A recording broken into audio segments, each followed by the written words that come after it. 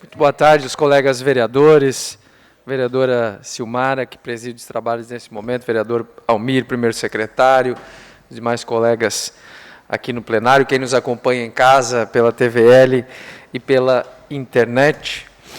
Eu gostaria, antes de abordar um tema que é relevante, sem dúvida nenhuma, da reforma da Previdência, trazer aqui algumas informações. Aliás, nós temos já vigente em Santa Catarina o decreto que autoriza, ou melhor, que libera a utilização da máscara em ambiente aberto. A Prefeitura de Blumenau, através da Secretaria de Saúde, também vai seguir a orientação do Governo do Estado, e nós temos, a partir de hoje, então, a possibilidade de andar sem máscara nos ambientes abertos, onde possa se exercer a questão do distanciamento, que ainda continua sendo importante, mas isso é reflexo do avanço da vacinação aqui no Estado de Santa Catarina. Nós temos aí mais de 80% da população adulta vacinada, e isso realmente tem feito cair significativamente o número de casos, além da gravidade daqueles que, porventura, ainda acabam contraindo o vírus. Mas a vacina tem se mostrado eficiente nesse sentido, de que mesmo aqueles contaminados tenham sintomas bem mais leves do que os não vacinados. Inclusive, eu tenho certeza, todos têm assistido e lido com apreensão matérias tratando a respeito de uma provável quarta onda atingindo os países europeus, países como a Alemanha, Itália, enfim, Holanda, países que enfrentam hoje um aumento exponencial do número de casos, mas justamente porque a vacinação nesses países atingiu um determinado patamar e depois não evoluiu. Ou seja, a média de vacinação desses países gira em torno de 55% da população adulta, o que demonstrou não ser suficiente para diminuir a propagação do vírus. Então, nós, a partir de hoje, temos, pelo decreto do Governo do Estado, a possibilidade, então, de andar sem máscaras em ambientes abertos. Eu gostaria aqui também de aproveitar para convidar a todos no próximo dia 27, entre as 9 e as 12 horas da manhã, vai estar acontecendo o pedágio beneficente, o pedágio para a ajuda da APESBLU. Esse importante pedágio, e aqui quero já de antemão parabenizar todos os pais, apoiadores do Paradesporto, que têm feito um trabalho excelente, tornando Blumenau uma referência nacional no Paradesporto, inclusive com a Gisele Quiroli, ela que assumiu recentemente a Secretaria Nacional de Paradesporto, fruto do reconhecimento do trabalho feito aqui em Blumenau. Então fica o convite a todos participarem no próximo sábado, então, o pedágio da APESBLU.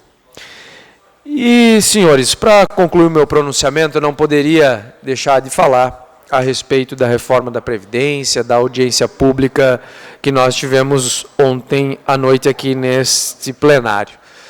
Eu quero dizer que, e aqui quero conversar com os servidores, não aqueles que estavam aqui ontem, porque esses não estavam a fim de ouvir, de entender efetivamente a situação do Instituto. Vieram aqui para escutar aquilo que eles gostariam de ouvir, né? E dos discursos que nós tivemos aqui ontem nessa tribuna, muitos realmente fizeram isso. Literalmente, como se diz no jargão popular, né, vereador Maurício, jogaram para a torcida. Eu quero dizer que, com muita responsabilidade, tenho me posicionado a respeito da reforma da Previdência, tenho participado de reuniões, vereadora Silmara, no SBLU, assim como Vossa Excelência fez essa semana, que foi buscar essas informações relativas à realidade do Instituto de Previdência aqui do nosso município. E a situação ela é tão difícil, ela é tão grave, que além de nós termos já apontado um déficit atuarial de mais de 3 bilhões de reais, a realidade das regras que hoje estabelecem o direito à aposentadoria do servidor público municipal aqui em Blumenau, ela infelizmente inviabiliza totalmente o Instituto. Portanto, se hoje nós zerássemos as contas do SBLU, quitássemos todos as dívidas e equalizássemos o déficit atuarial, se hoje nós zerássemos essa conta e começássemos a contar de novo, em pouco tempo nós teríamos novamente o déficit por uma série de situações que foram criadas ao longo dos últimos anos e que ainda permanecem. Direitos adquiridos de nós, servidores públicos, que lutamos muito, inclusive, por esse reconhecimento, mas que, infelizmente, deixamos de prestar atenção nos impactos que isso representaria no futuro ao Instituto de Previdência. É claro que nós precisamos também, e isso eu tenho certeza, porque já conversei com vários colegas vereadores aqui, a defesa de regras claras de transição.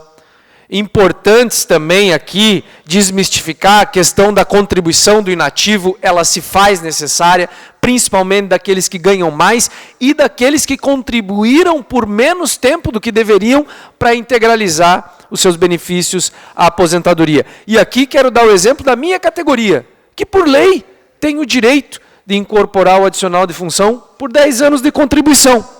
Esse é um direito que a lei nos deu, mas que, infelizmente, tem causado prejuízo ao Instituto de Previdência. E eu, como médico, não vou me furtar e defendo aqui que nós tenhamos a taxação sobre os nativos, principalmente aqueles que ganharam mais e que contribuíram por menos tempo, vereador Tuca. Isso impactou diretamente nas contas do Instituto de Previdência.